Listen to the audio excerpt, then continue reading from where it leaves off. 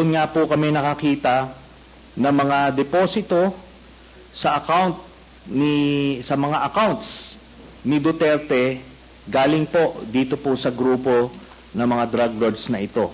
At kung papayagan po, Your Honor, meron po akong PowerPoint presentation para po makita po nila kung ano yung sinasabi ko na money trail, paper trail dito po sa drug proceeds ni Mr. Duterte and his family.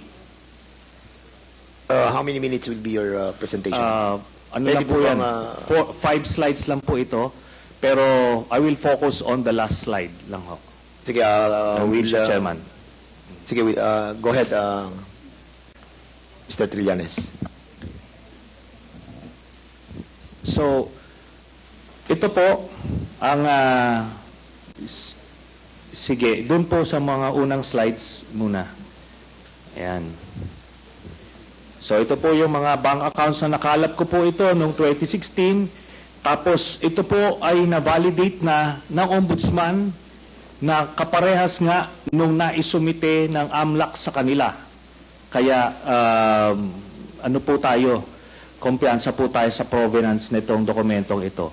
So, sige po, next slide. Ito po yung mga iba't ibang mga pumasok na pagkapirahan kay accounts ni Duterte.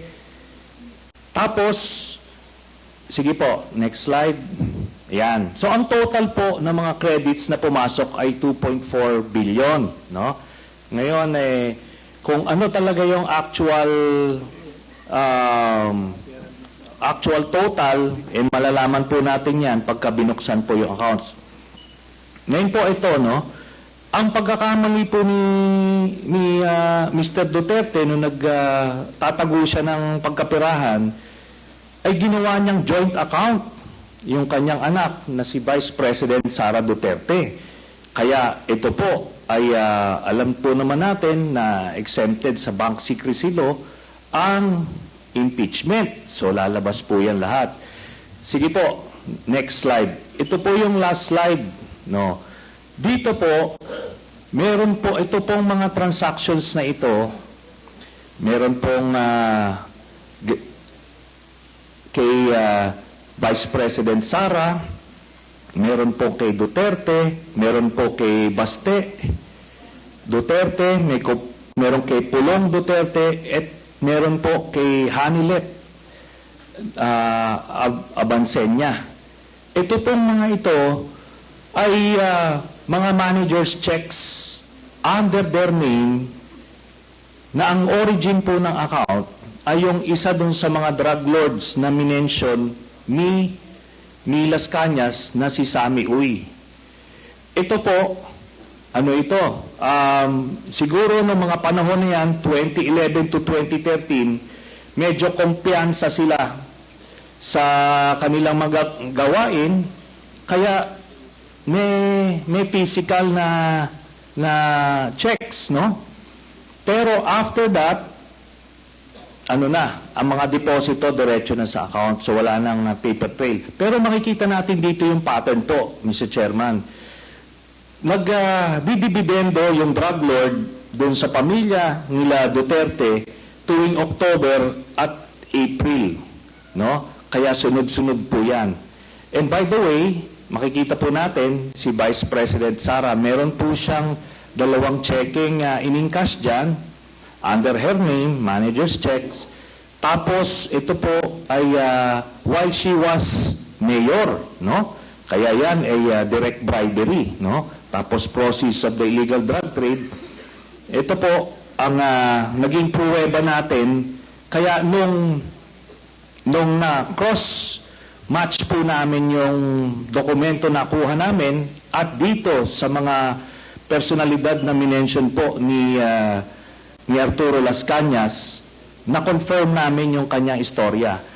Nakita niyo po dyan, si Duterte, pareha sila ng amount na in-encash, no? Tapos, itong mga anak, sila Baste Duterte, ayan po, tagte 10 million every 6 months. Kay Pulong Duterte, meron din. Ngayon po, lahat ito ay hawak yan ng mga bangko mismo. Meron silang physical copy, meron silang soft copy netong mga sinasabi na ito. Kaya hindi po yan pwedeng i-deny lang kasi alam naman natin yung mga estilo ni Duterte, mag-a-admit konti pero magde-deny to confuse everyone. Pero ito po yung smoking gun, Mr. Chairman. So, yan po, we concluded na peke talaga ito. Ginagawa niya yung war on drugs para proteksyonan niya yung sindikato niya na sina Michael Yang, Sammy Uy at Charlie Tan. So, kaya po nung sa Davao pa lang pinapatay po nila yung kompetensya, tapos nung sila na ang presidente, ginawa nilang National Death Squad, yung nangyari. Tapos si Leonardo nga po yung ginawa niyang point person. Tapos yung drug list na sinasabi ni Duterte, merong legitimate mga personalities doon, galing doon sa mga iba't ibang ahensya. Pero pag may kailangan silang isingit na mga kalaban nila sa drug business, sinisingit po nila doon. Kaya nga may mga tinutumba na mga involved din sa illegal drugs kasi kompetensya nila yon sa distribution. Kaya yan po lahat na yan ay napagtagpi-tagpi namin. So, kaya that would explain kung bakit protektado si Michael Yang kahit na may report itong si Colonel Asierto. Tapos hindi lang po yan, nung nilabas po yung report na yon, sa sobrang pagproteksyon nila kay Michael Yang, yung mismong gumawa ng investigasyon, yun yung gustong ipapatay at sinampahan ng kaliwat kanang kaso. Kaya makita natin, dun sa mga drug lord na hindi kasabwat sa sindikato ni Duterte, porsigido siyang patayin, pero doon sa kanilang grupo, itong mga ito na mention, Michael Yang, Charlie Tan at Sammy Uy, protektado hanggang ngayon.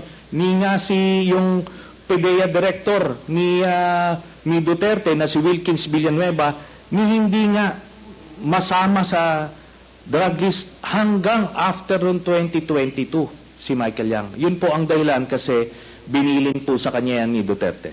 Salamat po.